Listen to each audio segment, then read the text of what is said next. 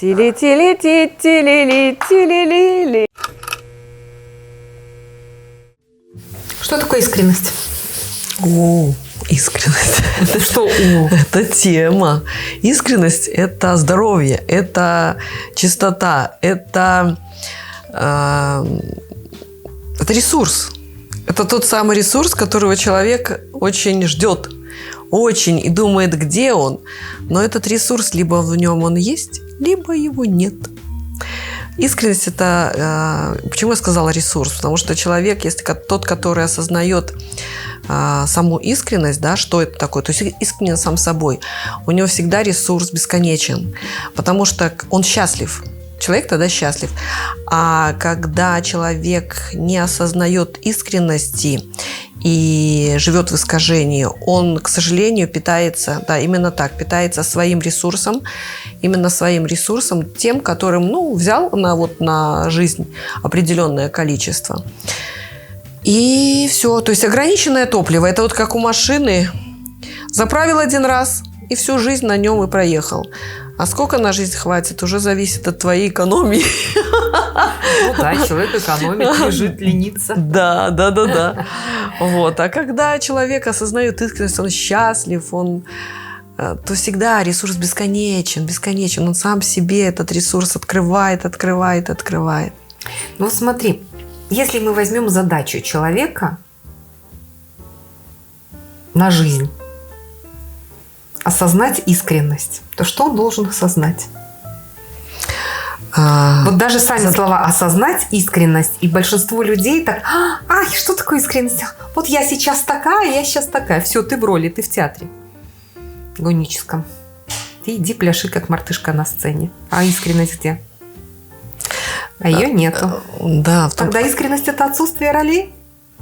Нет. И при этом, да, парадокс, да, но уже здесь возникает этот парадокс, потому что, с одной стороны, это ты сама настоящая, а с другой стороны, ты знаешь, какая ты настоящая. Ты не врешь себе, ты не обманываешь себя и так далее. И при этом искренность даже вот по ролям ты не определишь, что такое искренность, потому что это действительно искра ресурса. Это искра, та искра, которая вот происходит в момент оплодотворения яйцеклетки и сперматозоида, зачатия жизни. И эта искра может пополняться. И для того, чтобы она пополнялась, есть вариант возвращения и взятия нового ресурса. И тогда человек живет, тогда человек счастлив. Тогда человек, если человек болен был до этого, то возвращение к искренности дает шанс взять новый ресурс на новую жизнь в старом теле. Казалось бы, бред бредовый, что я такое сказала? Переслушать надо еще раз, и человек точно хоть что-то насловит. Магия! Да. А Бог где? Я даже не подумала. Да. А Бог тогда в тебе. И других вариантов нет. Вот это Бог. И других вариантов просто нет. Если я осознала искренность, других вариантов нет. Да. Если ты осознаешь искренность, то ты осознаешь, что ты все. Все абсолютно ты. Ты свет. И тогда нет вероятности того, что ты будешь сам себя есть, потому что это… Мне даже кажется, это не получится, потому что… Не получится. Просто даже не получится, потому что это тогда уже не искренность. Но видишь, слово «искренность» заменяется в обществе на правдивость.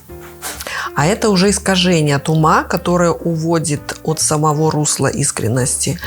Это то, что вроде бы дает вариант тебе не страдать, но в то же самое время не дает тебе ресурс. Это правдивость. Ты можешь валить правду матку. В принципе, ты ее валишь и в искренности. Но почему-то, когда ты в искренности, человек на тебя не обижается, не обвиняет, ничего.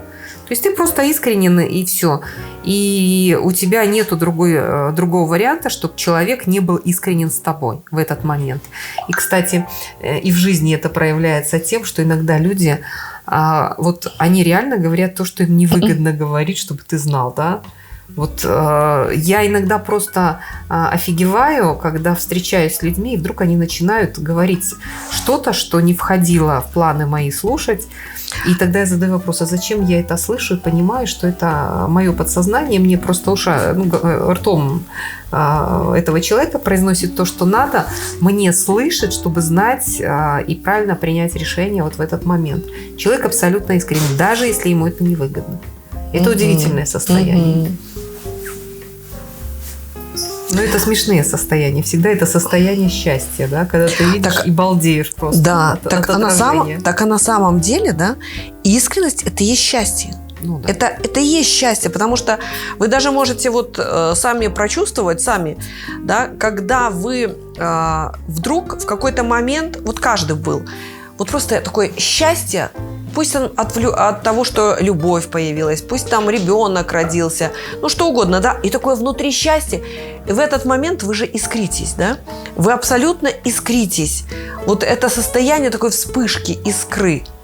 И тогда вы можете тогда чувствовать, что и сон как рукой сняло, спать не хотите. Это может быть даже, казалось бы, в то время, когда вы уже ложитесь спать и сонные, а тут сон как рукой сняло. Вот это ресурс. Ресурс пришел. Но человек, как правило, не умеет им управлять. И управлять вот этой искренностью своей, состоянием счастья. На самом деле это мы об одном.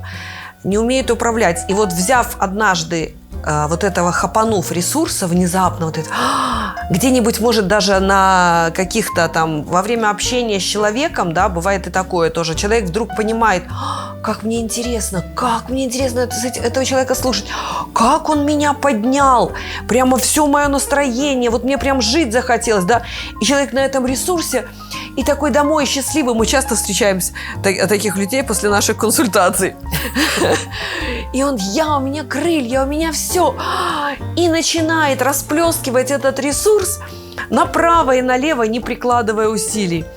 И потом там кто-то через 2 недели, кто-то через день, кто-то через 3 дня пишет, у меня почему-то вдруг обвал произошел. Вот просто обвал. Раз, и весь ресурс слился. Кто-то на меня повлиял. Да просто вот человек, это как и с деньгами тоже. Дай бомжу денег 1 миллион. Вот дай ему 1 миллион, он не разбогатеет. Он через 5 дней, через 3 дня, а может и сразу в этот же день эти деньги просто исчезнут. Вот так же и с ресурсом. Профукает, да. Да. Это на самом деле о состоянии, уровне развития сознания, то есть о состоянии самого. Искренность четко показывает возможность сознания развиваться. Просто есть люди, у которых этой возможности фактически не остается в данной жизни, потому что нет ресурса для развития. А искренность действительно дает ресурсы, показывает. Но при этом, смотри, вот ты рассказывала, я так сижу и вспоминаю один момент. Недавно проскользнул в СМИ, я так ржала. Тоже такой интересный момент, да? Люди в искренности, они же воспринимаются как дурачки.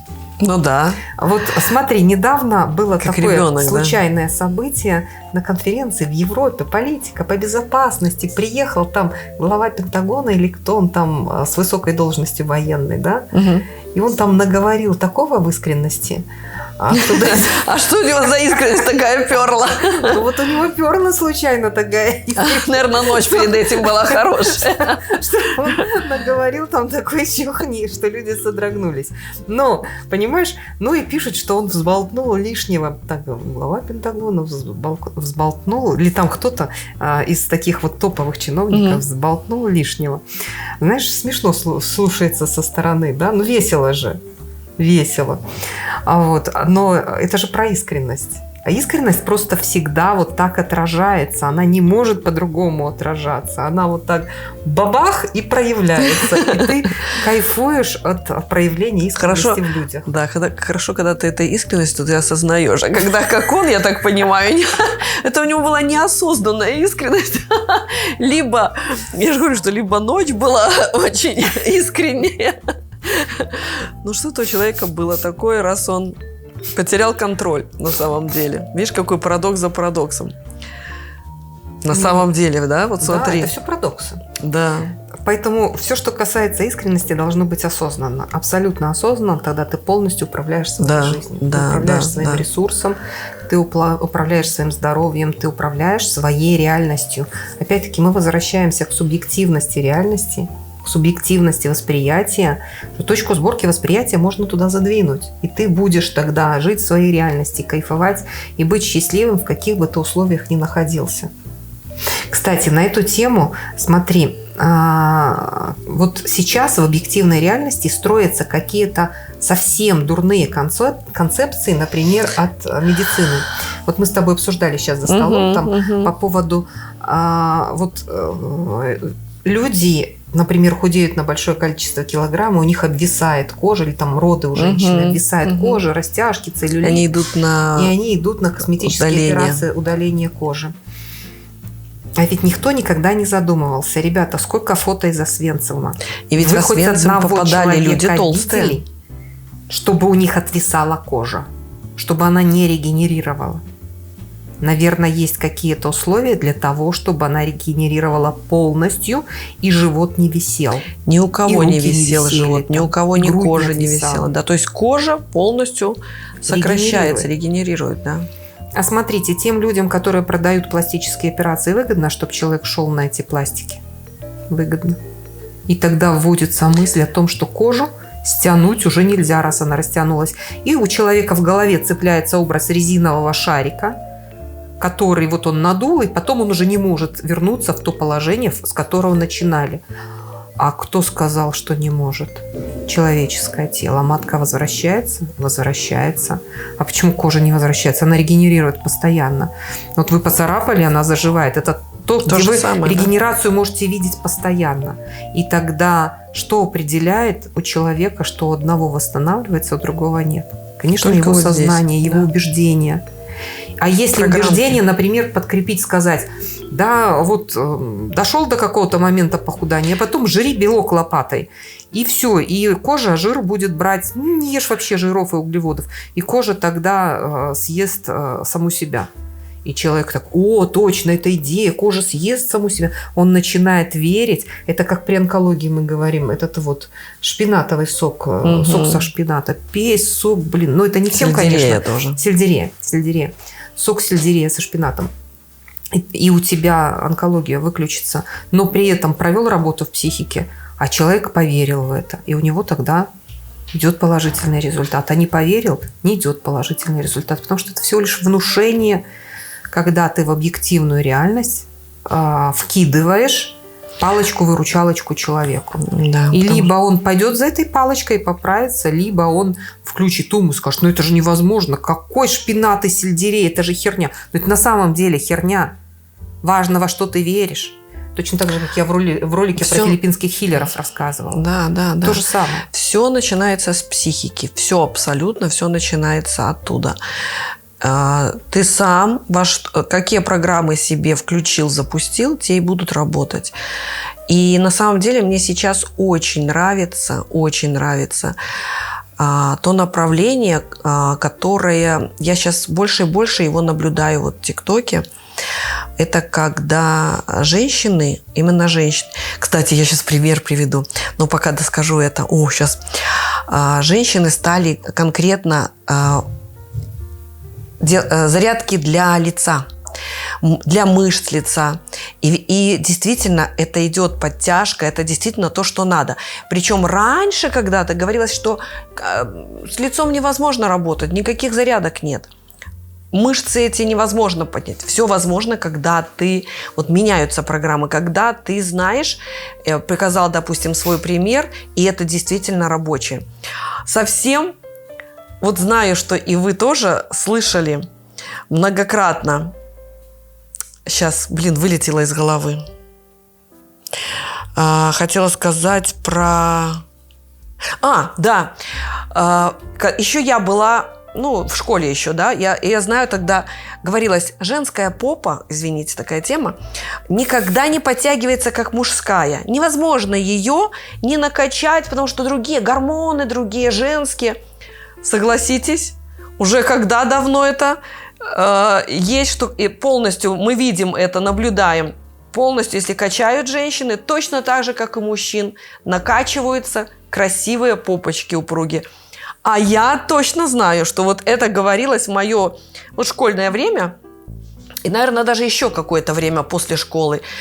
Серьезно стоял вот этот вопрос, что женскую попу невозможно накачать. Вот прям, вот оно очевидно. Точно так же... в школе интересовалась. Да. Ну, не совсем, конечно. Ну, не совсем ты, но ладно. Я была в этом... Мне нравилась всегда красота, поэтому я здесь... Да, по направлениям в этом у меня... Я любовалась людьми красивыми, я люблю это вот красивое, все это мое. И это... Я к тому, что, смотри, и вот сейчас меняется, и я уже какое-то время, наверное, не знаю, сколько уже, лет 5, наверное, наблюдаю, как женщины действительно качают лицо. И все сильнее и сильнее это начало развиваться. Я понимаю, что в какой-то момент пойдут искажения, где-то уведется, потому что найдется бизнес какой-то на этом, и он уведет в свое направление, уведет куда-то под себя. Но сейчас это действительно тот момент, когда ты трезво должен вот словить вот эту штуку, и она рабочая, она правда рабочая. Как когда-то говорили, нервные клетки не восстанавливаются. Я знала, что они восстанавливаются. Вот они уже давно говорят, восстанавливаются. То есть все, что у нас в голове, какие программы мы запустили и подхватили, да, как мы сегодня на кухне с тобой тоже одну тему поднимали, скажи, с Димой. Какую подхватил народ, такую и понес.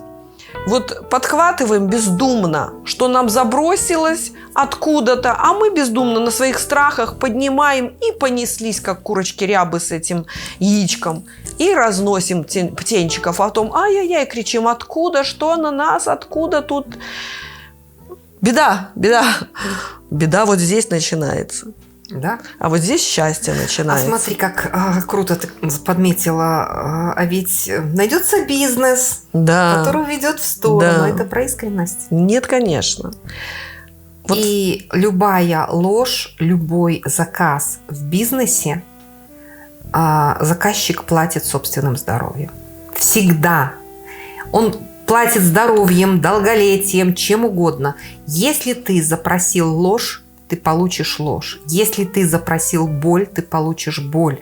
Но через ложь ты все равно получишь боль. По-другому не будет. Ты же в зеркало плюнул. Если ты ввел искажение, вот намеренное введение в искажение, ты однозначно проживешь это на себе и испытаешь боль, испытаешь страдания, и после этого ты поймешь, где ты вплевал в зеркало, и это все зеркало подсказывает, что ты смотришься в самого себя.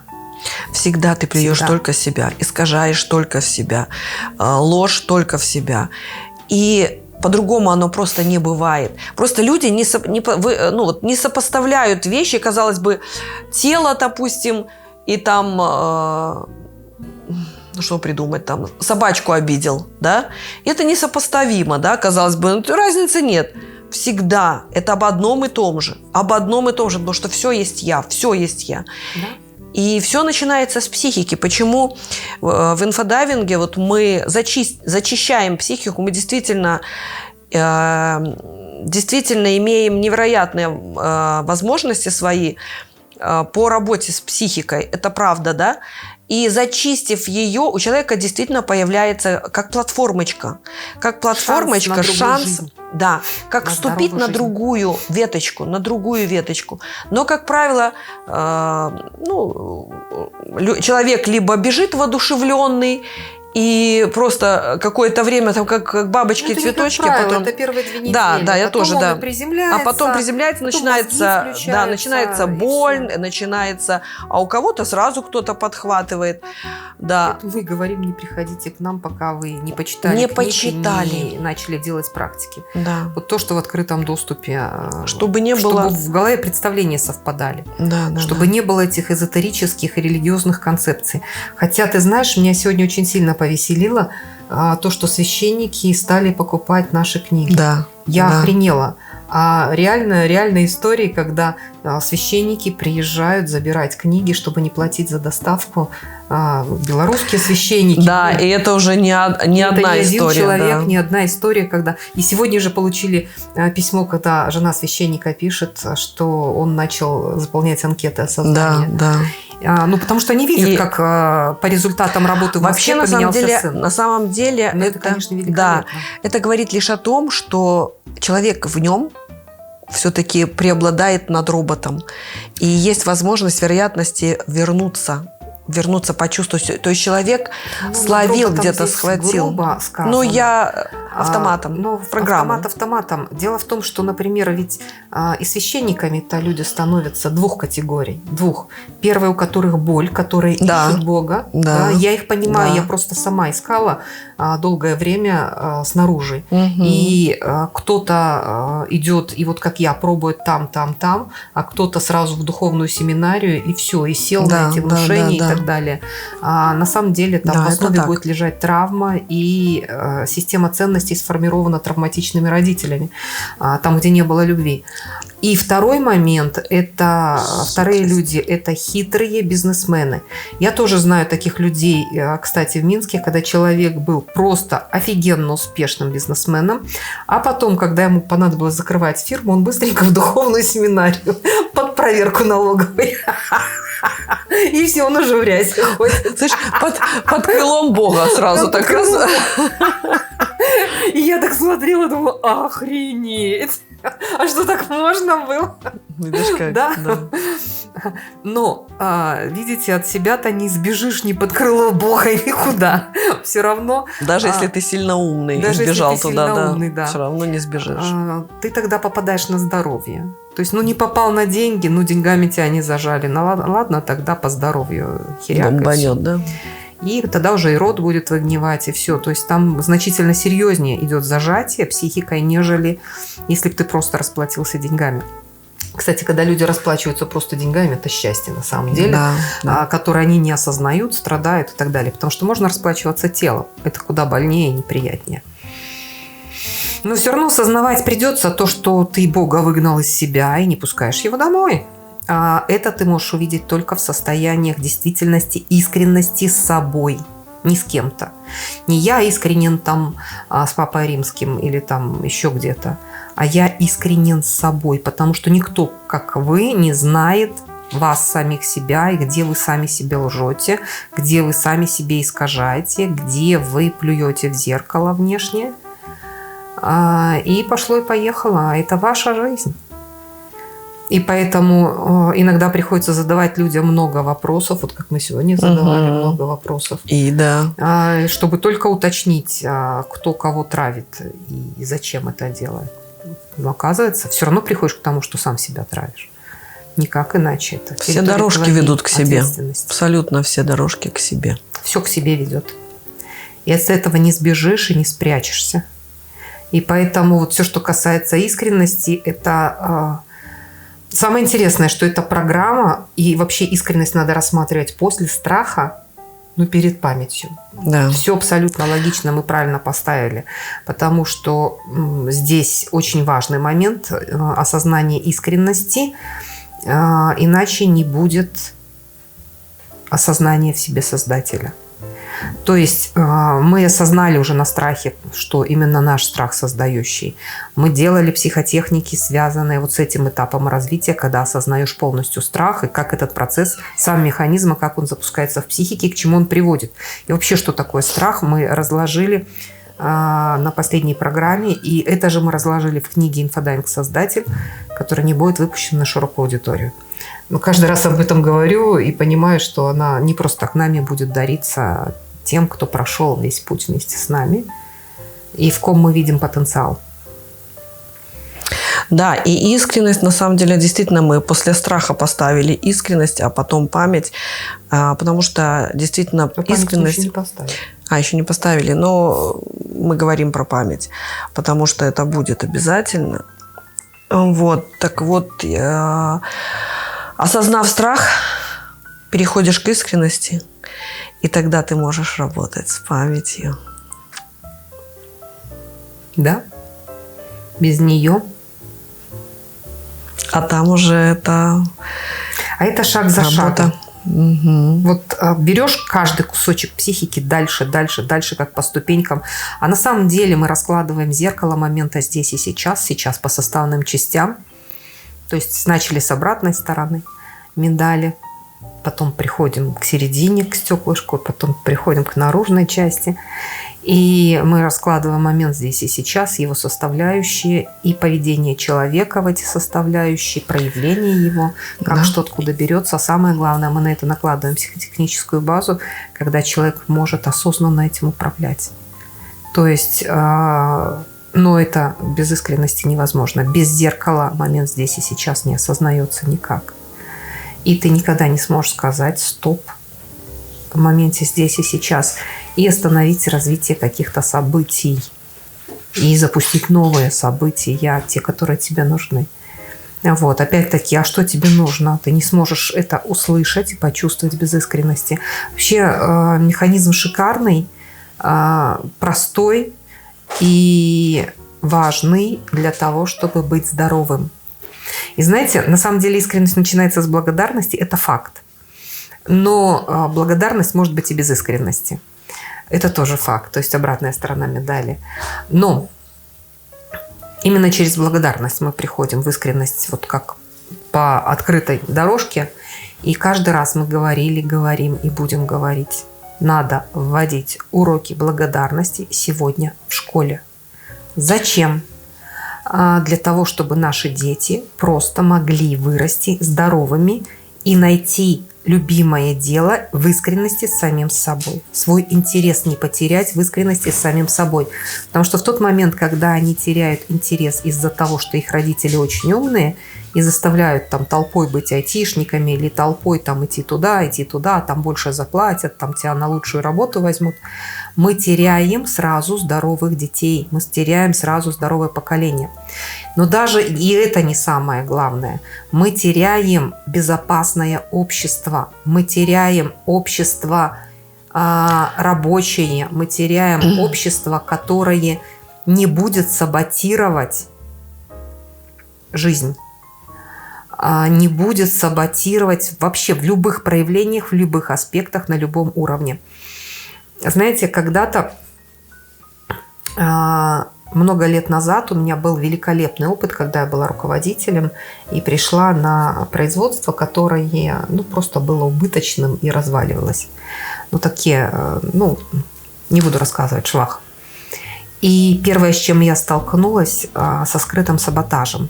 Это когда люди, они все делали вид, что они трудятся усердно, платите им зарплату, только не дай бог не сократите. А если будете сокращать, то обязательно вступятся за них все наши социальные службы, дабы, не дай бог, этот работник сам не свалил с этого. Работали там не такие высокие зарплаты были, держались, ругались там и так далее.